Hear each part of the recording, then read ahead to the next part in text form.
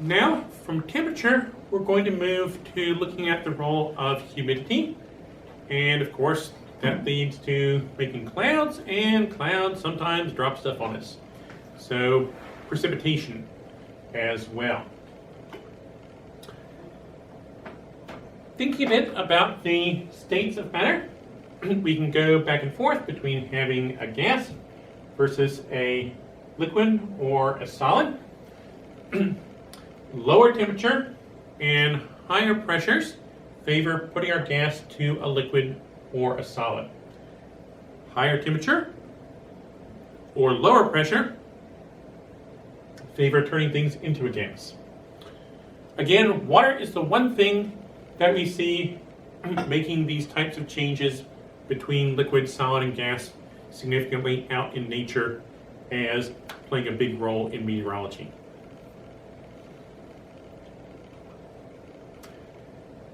Change from water vapor to water liquid is a very common thing to happen here on Earth. Only so much water will evaporate at a certain temperature before we start to see stuff condensing back again. And so once we reach that point, that's when the air is saturated with moisture. If we add any more vapor, just as much will be condensing back as going in for vapor. So evaporation doesn't stop, but there's just as much evaporating as condensing. We're in a balance when we reach saturation. Potentially air that is very clean of particles for it to start sticking to and condensing as liquid. You can get air that's super saturated, but that's an unstable condition. Okay, so evaporation, that's when a molecule of our liquid gets moving around fast enough to break free of the attraction to the others and be out as a gas. Condensation, gas molecules slow down enough to stick together and become the liquid. So evaporation happens if we have more kinetic energy, our molecules are moving faster, they're warmer. Condensation, slowing them down. No surprise, molecules on the top of our water surface are more likely to evaporate than ones down underneath. On the top, there's fewer molecules around to stick to, and there's room to just go up into the air. If we start with dry air and then add some water, then we'll start to have a lot of evaporation, not much condensation because there's not a lot of water in the air to condense. And so we'll have something like this.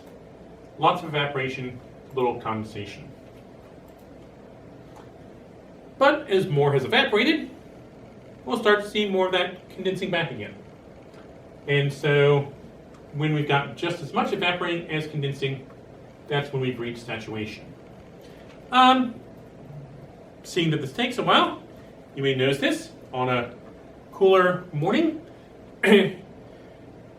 First person in the shower, the mirror's not fogged up yet, but after one or two folks have had their showers, then often the mirror does get fogged up because there's enough water vapor now in the air to condense on the surface of the mirror. So saturation, we're at equilibrium, just as much is evaporating as condensing, back and forth. So here we have another picture version. Again, water vapor actually is invisible, but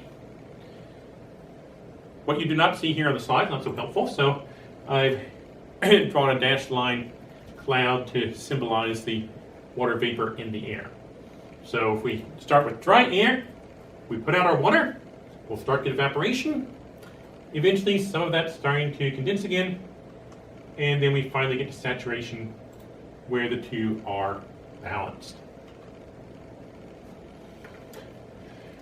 How do we measure this? The amount of water vapor in the air is the humidity. There are many different ways that humidity is measured. Each one is useful for particular purposes. So you can talk about what percent of the air is water vapor. Typically somewhere around 1%, but it varies a lot. The density of the water vapor in the air. How much pressure is exerted by water vapor? If you're interested in details, the handout on meteorology that's on Blackboard has descriptions of these. We're focused on two of these, however, the relative humidity and the dew point. Both of these numbers make it quite easy to tell, are we very likely to have condensation making clouds or dew or maybe even rain, snow, things like that. Relative humidity. Again, this is not getting your relative wet, but it's the amount of water vapor compared to the maximum, at a given temperature. And it's a percent, so we multiply by 100. This will depend on temperature. The warmer it is, water evaporates more. So we tend to potentially have more water evaporated at warmer temperatures. Colder, water evaporates less, and so it takes less water in the air to reach the maximum before things are going to be condensing back just as fast as they evaporate. So relative humidity depends both on air temperature and how much moisture is in the air. So changing the relative humidity, for example, according to the thermostat over here, we're at 45% relative humidity in here right now. If I were to crank up the thermostat to make the temperature higher, more water could evaporate at a higher temperature, so our relative humidity would go down as the temperature goes up. Or if I turned up the air conditioning, cooled the temperature, but we still have the same amount of moisture in the air, that air would be getting closer to having condensation. And so our relative humidity would go up if the temperature goes down. But also, the amount of moisture in the air. If I took a pot and boiled lots of water, put more moisture in the air, no surprise, relative humidity would go up. Or if we did something to dry out the air, we could bring down the relative humidity. Now, again, technical detail, this is not because some difference in the air at different temperatures, it's because more water evaporates or condenses. It's a property of the water, not of the air.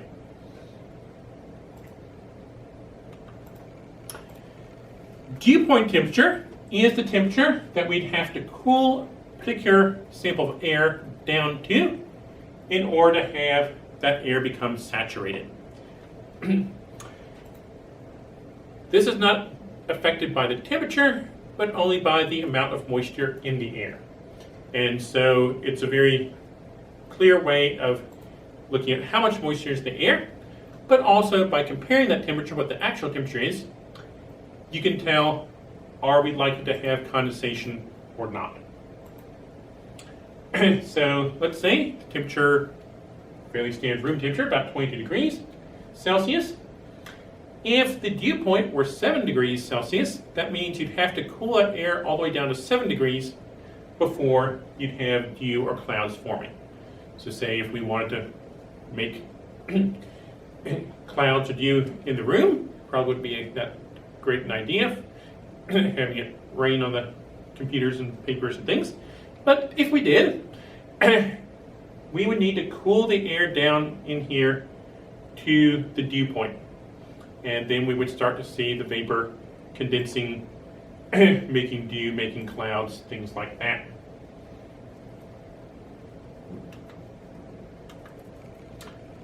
Okay, so how will these vary depending on our conditions? Our relative humidity dew point. If our dew point temperature is much lower than the actual temperature, then that means our relative humidity is very low. Our air is rather dry.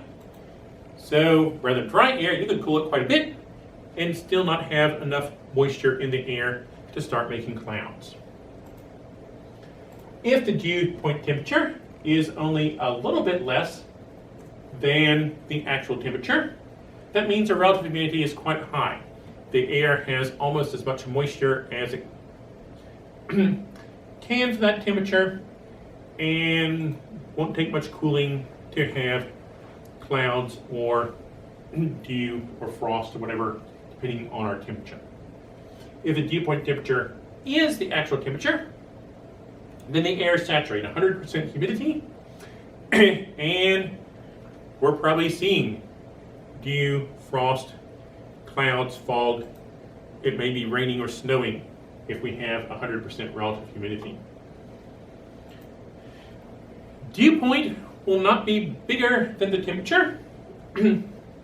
Yeah, sometimes the meter reading, if you are at about 100% humidity, you can get some funny readings off the Kestrel, but dew point temperature won't be higher than the actual temperature.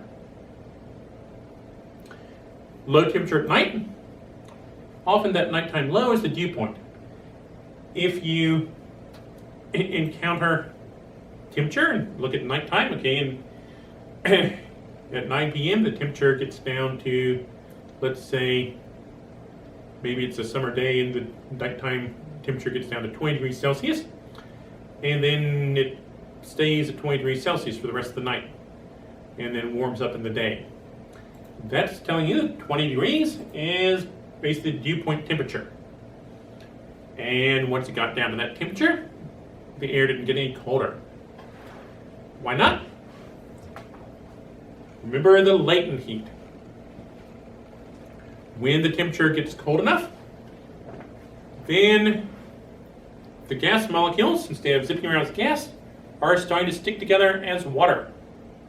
But to do that, they have to release the latent heat, the extra energy they had being gas. But what was happening? We were cooling down, and we're releasing heat. So the temperature isn't cooling off when we're releasing that heat, counteracting the cooling. So our temperature stays the same while the gas is condensing into liquid. In order to drop below a starting dew point temperature, we have to remove enough moisture from the air that now the air is drier and we have a lower dew point.